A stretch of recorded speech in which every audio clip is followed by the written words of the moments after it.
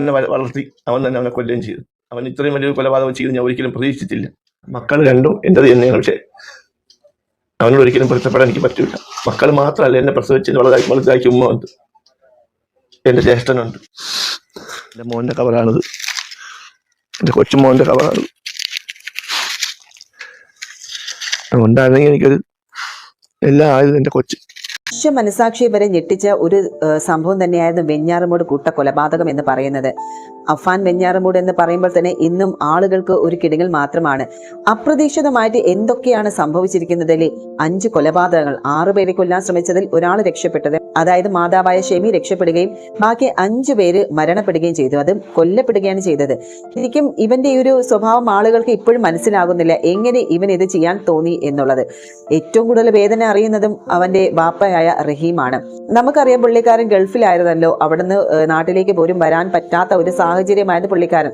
അവസാനം ഈ ഒരു മരണം നടന്നതിന് ശേഷമാണ് അവിടുത്തെ ഒരു സന്നദ്ധ സംഘടനയുടെ സഹായത്തോടു കൂടി തന്നെയാണ് റഹീം ഇപ്പോൾ നാട്ടിൽ വന്നിരിക്കുന്നത്. നാട്ടിൽ വന്നിട്ട് അദ്ദേഹത്തിന് എന്തെങ്കിലും സന്തോഷത്തിന്റെ കാര്യമുണ്ടോ? ഒന്നുമില്ല. ചുറ്റും നഷ്ടങ്ങൾ മാത്രമേ ഉള്ളൂ. സ്വന്തം മകൻ, സ്വന്തം ഉമ്മ, സ്വന്തം ജ്യേഷ്ഠൻ, ഇവരുടെയൊക്കെ വേർപാട് ശരിക്കും പറഞ്ഞാൽ ആ ഒരു മനുഷ്യനെ തളർത്തിയില്ലേ. ഇതിനെല്ലാം കാരണക്കാരനായ തന്റെ മൂത്ത മകനെ ഇനി ഒരിക്കലും കാണരുത് എന്ന് തന്നെയാണ് ആ ഒരു ഉപ്പ ആഗ്രഹിക്കുന്നത്. എന്തായാലും ഈ ഒരു വീഡിയോ ഇപ്പോൾ അൻഷ വേൾഡ് എന്ന് പറയുന്ന ഒരു യൂട്യൂബ് ചാനലിലാണ് ഈ ഒരു വീഡിയോ വന്നത്. അതിൽ പുള്ളിക്കാരി ഇദ്ദേഹത്തിന്റെ ആ ഒരു വീട്ടിലെ അവസ്ഥയും കാര്യങ്ങളെ കുറിച്ചെല്ലാം ഡീറ്റെയിൽ ആയിട്ട് പറയുന്നുണ്ട്. നമുക്ക് വീഡിയോയിലേക്ക് പോകാം.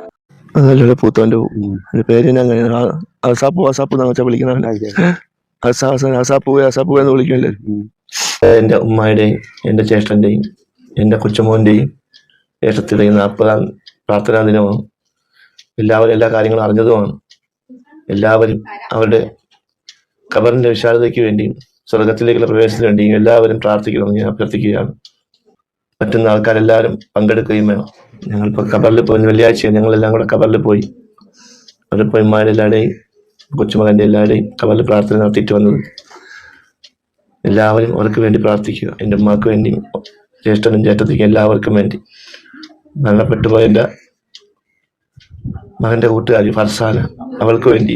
ഇപ്പോൾ ഈ ഒരു കുടുംബത്തിലെ ഈ ഒരു വ്യക്തിയോട് മാത്രമാണ് ഇപ്പോൾ നമുക്ക് ഒരു ഒരു അനുകമ്പ തോന്നുന്നത്. കാരണം അദ്ദേഹത്തിന് ഏറ്റ ആ ഒരു നഷ്ടം വലിയൊരു നഷ്ടം തന്നെയാണ്. അത് ആർക്കും നികത്താനും സാധിക്കില്ല. ഭാര്യ ഇപ്പോൾ ആ ഒരു കിടപ്പിൽ തന്നെയാണ്. ഇനി ഭാര്യയ്ക്ക് താനേ ഉള്ളൂ എന്നുള്ള ഒരു ചിന്ത, അതുപോലെ തന്നെ കടങ്ങൾ മറുവശത്തും മകൻ ചെയ്ത ഈ ഒരു ക്രൂരകൃത്യത്തിനെ ബലിയാടായി കിടക്കുന്നത് ഇപ്പോൾ ഈ ഒരു മനുഷ്യൻ തന്നെയാണ്. ഇപ്പോൾ നാട്ടുകാരും കൂട്ടുകാരും വീട്ടുകാരും എല്ലാവരും കൂടെ ഉണ്ട് എന്ന് പറഞ്ഞാലും ശരി, അവരുടെയൊക്കെ മുന്നിൽ തലകുനിച്ച് നിൽക്കുന്ന ഒരു അവസ്ഥയിലാണ് ഈ ഒരു റഹീം ഇപ്പോൾ നിൽക്കുന്നത്. 24 വർഷം പ്രവാസി ആയിരുന്ന ഒരാളാണ്.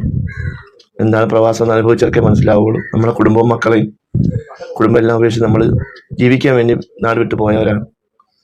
പ്രവാസം എന്താണെന്ന് അനുഭവിച്ച എല്ലാവർക്കും മനസ്സിലാവും. നമ്മുടെ കുടുംബത്തിന് വേണ്ടി കഷ്ടപ്പെട്ടവരാണ്. പക്ഷേ നമ്മൾ വിചാരിച്ച പോലെയല്ല നമ്മൾ പ്രവാസികളുടെ കഷ്ടപ്പാടുകൾ ആരും നാട്ടിലേക്കൊന്നും ആരും അറിയുന്നില്ല. അദ്ദേഹം വളരെ വേദനയോട് പറഞ്ഞ ഒരു വാക്ക് കേട്ടോ, നമ്മുടെ പ്രവാസി ലോകത്ത് നമ്മൾ കഷ്ടപ്പെടുന്ന കാര്യം നാട്ടിലുള്ളവരാരും അത് മനസ്സിലാക്കുന്നില്ല. ശരിയാണ്, അത് സ്വന്തം ഭാര്യയും മകനും മനസ്സിലാക്കാത്തത് കൊണ്ട് തന്നെയാണ് ഇത്തരത്തിൽ കടങ്ങൾ വാരി വലിച്ചിട്ടതും ഈ ഒരു ക്രൂര കൊലപാതകം വരെ സംഭവിക്കാൻ ഇടയായതും. ആർഭാട ജീവിതം തന്നെയായിരുന്നു ഈ ഒരു കൊലപാതകത്തിന് പിന്നിൽ, അല്ലെ? ആർഭാട ജീവിതം എന്ന് പറയുമ്പോൾ തന്നെ അതിലെ എന്തൊക്കെയാണ് ഉൾപ്പെട്ടിട്ടുള്ളത് എന്നുള്ള കാര്യം നമുക്ക് തന്നെ ഊഹിക്കാവുന്നതേ ഉള്ളൂ. മകൻ ചോദിക്കുമ്പോഴെല്ലാം ഈ ഒരു ഉമ്മ പൈസ കടം വാങ്ങിച്ചു കൊടുക്കുന്നു. അതുപോലെ തന്നെ ഈ ഒരു റഹീം നാട്ടിലേക്ക് പൈസകൾ അയക്കുന്നുണ്ട് കടം തീർക്കാൻ വേണ്ടിയിട്ട്. പക്ഷേ ആ പൈസ പോലും കൃത്യമായിട്ട് ഈ ഒരു ഉമ്മായും മകനും അടയ്ക്കുന്നില്ല. പകരം കടങ്ങൾ ഇങ്ങനെ വാരി കൂട്ടുകയായിരുന്നു. നമ്മളെല്ലാ മാസവും കഷ്ടപ്പെട്ട് നമ്മുടെ കുടുംബത്തിന് വേണ്ടി പൈസ അയച്ചു കൊടുക്കാറുണ്ട്. കടമായാലും ഇടായാലും വാങ്ങിച്ച് എത്തിച്ചു കൊടുക്കാറുണ്ട്. നമ്മൾ വിചാരിച്ച പോലെ എല്ലാ ഇവിടുത്തെ കാര്യങ്ങൾ മുന്നോട്ട് പോകും. ഇതുവരെ ജപ്തി വക്കീലാണ് ഒരു central bank of India assistant manager ഒന്ന് പിടിച്ചുകൊണ്ട് പോയത്. വീടുവരെ ജപ്തി വക്കീലാണ്. ഇപ്പോൾ കേസിൽ മരക്കൽപ്പെട്ട് കിടക്കുകയാണ് ആ വീട്. ഇതൊന്നും തുറന്നു തന്നിട്ടില്ല. ഇനി 2 മാസം എടുക്കുമെന്നാണ് ഞാൻ അറിഞ്ഞത്. ഇപ്പൊ ഞാനുള്ളത് പാങ്ങോട്ട് എൻ്റെ കുടുംബ വീട്ടിലാണ്. ഉമ്മ മരണപ്പെട്ട അതേ വീട്ടിൽ അവിടെയാണ് ഞാൻ ഇരിക്കുന്നത്. ഇത് മൂത്ത ജ്യേഷ്ഠ മകൾക്ക് മൂത്ത ജ്യേഷ്ഠൻ കൊടുത്തത്. അവസ്ഥ എന്ന് പറഞ്ഞാൽ എങ്ങടോ ഇല്ല, അല്ലേ? ഇല്ലാത്തൊരു അവസ്ഥയിലാണ്. കയറി കിടക്കാൻ ഒരിടം പോലും ഇല്ലാതെ ഒരു പ്രവാസിയാണ്. 10-24 വർഷം ഗൾഫിൽ കിടന്ന് അധ്വാനിച്ച സമ്പാദ്യം മുഴുവനും നഷ്ടപ്പെട്ട് ഒന്നുമില്ലാത്തൊരു അവസ്ഥയില്, അല്ലേ? സഹോദരങ്ങളുടെയൊക്കെ ഒരു സഹോദരങ്ങളുടെയും നമ്മുടെ നാട്ടുകാരുടെയും പിന്നെ നമ്മുടെ ജമാഅത്ത് കമ്മിറ്റി, നമ്മൾ പ്രത്യേകത്ത് പറഞ്ഞ ജമാഅത്ത് കമ്മിറ്റി, താഴെപ്പാങ്ങോട് മുസ്ലിം ജമാഅത്ത് കമ്മിറ്റി, അവരാണ് എൻ്റെ കാര്യങ്ങളെല്ലാം ഇപ്പോൾ നോക്കി നടത്തിക്കൊണ്ടിരിക്കുന്നത്. പിന്നെ എൻ്റെ സഹോദരങ്ങൾ, പിന്നെ നാട്ടുകാർ, എല്ലാവരും എനിക്കിപ്പോൾ ഉണ്ടെന്ന് ഞാൻ എപ്പോഴും വിശ്വസിക്കുന്നു. ശരിക്കും ഇപ്പോൾ എങ്ങോട്ട് പോകണം അല്ലെങ്കിൽ എന്ത് ചെയ്യണമെന്നും അറിയാത്ത ഒരു അവസ്ഥയിൽ നിൽക്കുവാണ് ഇവര്. ഇപ്പോൾ 24 ന്യൂസ് ചാനൽ ഇവർക്ക് വീട് വെച്ച് കൊടുക്കാം എന്നുള്ള ഒരു വാഗ്ദാനമൊക്കെ കൊടുത്തിട്ടുണ്ടായിരുന്നു. അത് ഇനി എപ്പോഴാണ് കിട്ടുക എന്നുള്ളത് അറിയില്ല. ശരിക്കും ഈ ഒരു വീട് എന്നുള്ളത് ഈ ഒരു ഉമ്മായും മകനെ സംബന്ധിച്ച് അവർ അർഹിക്കുന്നതല്ല. പക്ഷേ ഈ ഒരു മനുഷ്യനെ നമ്മൾ നോക്കുവാണെങ്കിൽ അദ്ദേഹം അർഹിക്കുന്ന ഒരു കാര്യം തന്നെയാണ് ഒരു വീട് എന്നുള്ളത്. അതിപ്പോ 24 ന്യൂസുകാർ അവർ ഏറ്റെടുത്ത് ചെയ്തു കൊടുക്കാം എന്ന് പറഞ്ഞെങ്കിൽ വളരെ നല്ല കാര്യം തന്നെയാണ്. പിന്നെ ഉള്ളത് മറ്റു കടങ്ങളും. ആ ഒരു കടങ്ങൾക്കും എന്തെങ്കിലും ഒരു എന്താ പറയുക, ഒരു കണ്ടെത്തൽ വേണം. ഒന്നി ജോലിയോ മറ്റു കാര്യങ്ങളെല്ലാം ഇദ്ദേഹത്തിന് വേണ്ടി മാത്രം അത് എന്തെങ്കിലും ചെയ്തു കൊടുക്കുന്നതിന് ഏറ്റവും നല്ലതായിരിക്കും. അല്ലെങ്കിൽ മകന്റെ കാര്യമോ അല്ലെങ്കിൽ ഭാര്യയുടെ കാര്യമോ ഓർത്തൊന്നും നമ്മൾ സഹാനുഭൂതി കാണിക്കേണ്ട ഒരു ആവശ്യവുമില്ല. ആ ഒരു ക്രിമിനലിനെ കിട്ടിയതിൽ വെച്ച് ഏറ്റവും കടുത്ത ശിക്ഷ തന്നെ അവന് കിട്ടണം. അതാണ് ഓരോ മലയാളികളും പ്രാർത്ഥിക്കുന്നത്. എത്ര ക്രൂരമായിട്ടാണ് അവൻ സ്വന്തം അനിയനെ വരെ കൊലപ്പെടുത്തിയത്, അതും ഒന്നും അറിയാത്ത ഒരു കുഞ്ഞനുജനെ.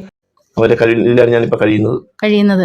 ഇപ്പൊ നമ്മൾ ഈ ഒരു വീഡിയോ എടുത്ത് ജനങ്ങളിലേക്ക് എത്തിക്കുന്നതിന് ഒറ്റ ഉദ്ദേശമുള്ളൂ, റഹീംക്ക ഇന്ന് മരിക്കണോ ജീവിക്കണോ എന്നറിയാത്തൊരു അവസ്ഥയിൽ ഇല്ലേ, ആ ഒരു അവസ്ഥയിലാണ് ഇന്ന് നിൽക്കുന്നത്. ഒരു രൂപ പോലും കയ്യിലെടുക്കാൻ നിവർത്തിയില്ല, കയറിക്കിടക്കാൻ ഒരു സ്ഥലമില്ല അല്ലേ.